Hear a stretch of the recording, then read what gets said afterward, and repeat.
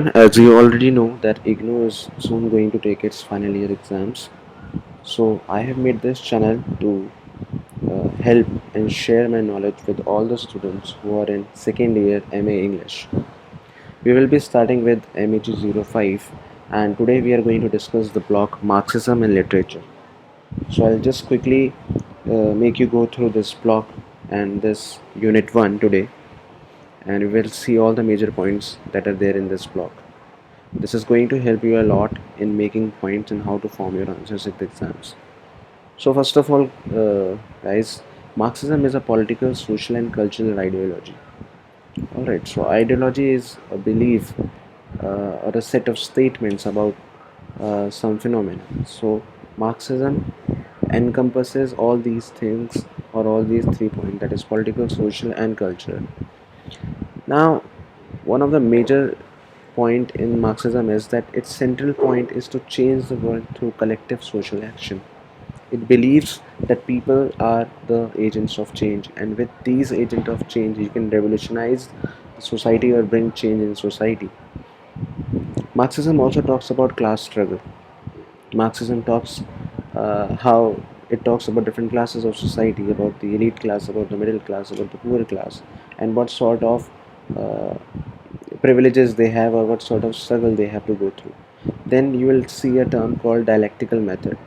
So dialectical method is basically, it's a Marxist method of inquiry and analysis where you see opposite elements in interaction, and though they oppose to each other, but you see them interconnected, because Marxism or Marxists believe that these opposite elements are linked to each other, means a positive and a negative, they both form a structure in society.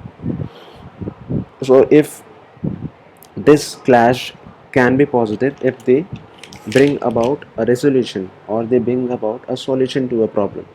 So in this way, this clash can be termed as positive. Next, we'll talk about the historical phenomena. So Marxism sees us as, or literature as, both product and producer of the other. It sees you historically. The phenomenon, historical phenomena, is that it sees you as both product and producer. So you are not just a product, but you also produce things. Now, the next two terms are society and social reality.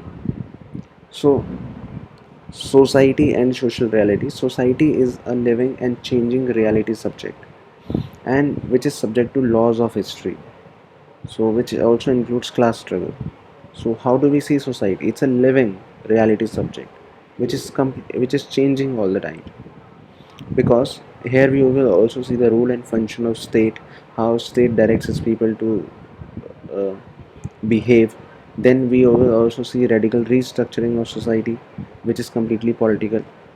It also sees society as deterministic. Society tells you how to behave, society tells you how to speak, where to do, what to do. So society has a deterministic characteristic. It determines. Next is uh, it talks about French Revolution, and it also talks about Industrial Revolution. So French Revolution, we have seen that it talks about liberty, equality and fraternity, and we have seen how a social upheaval can bring about changes in the society. Alright, so similarly in Industrial Revolution we see in England how common masses they came at the forefront. It in the literature also you could see industrial revolution led to urbanization. Everyone started believing in materialistic things. Everyone wanted to materialize and earn as much money as possible. So in Dickens and George Eliot's novels, you can see how poverty and inequality was there in the society, which is also reflected in their novels. So this is the reality of mid 19th century England. So if you have a Marxist reading of literature, you will see that writers they capture the trend or situation in the society, what is actually happening in the society. They try to capture the reality. Next, we will talk about idealism. Now, idealism believes that it is the only environment that changes, and when it says that it's only the environment that changes, it disregards or it does not include in itself the changes that are taking outside, or the growth and progress that is taking place, and which are the features of the huge history and society. So idealism does not include historical phenomena, it does not include complex ideological cultural structures. It only projects the perfect idea of godliness. It does not include psychological, spiritual ambiguities. It does not include the paradox. So it only talks about the perfect idea of godliness. Worldly experience is says as false and illusory practices.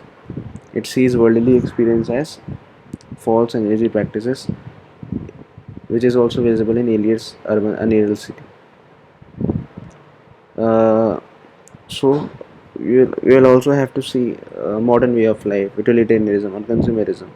Now, mechanical materialism is completely opposite to idealism because materialism, it talks about mind and spirit because it are integral or important for human existence. It does not take the negative and pessimistic account of mind. It sees this specific mode of matter, and mind it does not exist outside of matter. So it talks about mind and matter controversy, and he sees mind and matter as both interconnected with dialectical approach. Now we will talk about Marxism to literature.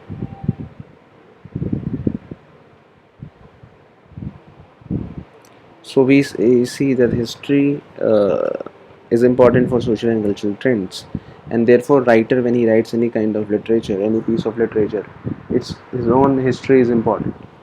So sensitive individual with his environment, he sees the environment and he realizes that there is pain in the society, there is anger in society, there is resistance of people, there are human emotions, which are the roots, which finds its roots in the society. So a author cannot exist in isolation, or he cannot take him outside of that society of which it is a part, and somewhere one way or the other he is influenced by these changes.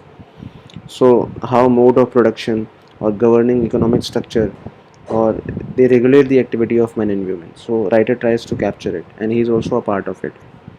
Humans, he also Marxism also sees humans as agents of change, and he it talks about that it can change their society by active mobilization and sharp questioning. So this is also important. Now, literature is determined by environment. This is mechanical materialism, but we will see it in two instances. Auden Lewis and McNeice, these were the three writers, and they wrote their literature which showed their hatred for Philistinism and superficiality of culture. While Yeats, Pound, and Eliot, they did not talk about the common people. They did not talk about the common masses. They distrusted their move, and they showed their interest in elitist or privileged class, which could show way to the world or the common masses. Then we will also see how two writers, Beckett and Brecht, they talks about the Second World War. They belong to almost to the same period, but we see how Beckett captures the absurdity of life. He talks about human fate and human destiny in the modern times. But on the other hand, Brecht, we see that he talks about perseverance and courage. So Brecht has a Marxist outlook. He says the heroic, noble, and creative human who can revolutionize the society. Then we will talk about Marxism and literary criticism. Marxism and literary criticism. So Marxism challenges the restraining social environment through empowerment of the working mass. Marxism believes that if we empower our working class against this structuralist mindset, then we can bring change in the society. So it also says deconstruction attacked on the idea of the existence of the right. Deconstruction only taught that text is more important, but it also rejected the notion of center in the text.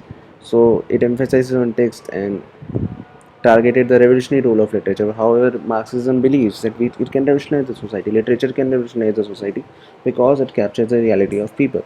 So Marxist critics like William James and Terry and Eagleton, they work with the author. They see everything in connection. They see there's a new radical direction to the historical circumstance. So Marxism, there is also the presence of matter in the center. Matter, which also talks about mind, spirit, and idea. So these are the Marxist materialism, which is not what we talk about utilitarianism and consumerism. We have seen the negative effects of consumerism. We are just becoming consumers. We are not, and it has a negative effect because our choices depend on these. We are being exploited. Whatever is being showed, even lies are being shown as truth. So Marxist materialism is completely opposed to it. Consumerism berefts of human emotions. It does not talk about human emotions, pain, anger. It does not take it into account. But materialistic Marxism sees it. It identifies it and sees it as the agents of change. It recognizes the people's uh, power to bring change into the society. So this is what about we have discussed in this first unit, Marxism and literature. Thank you so much. I'll soon be back with another unit.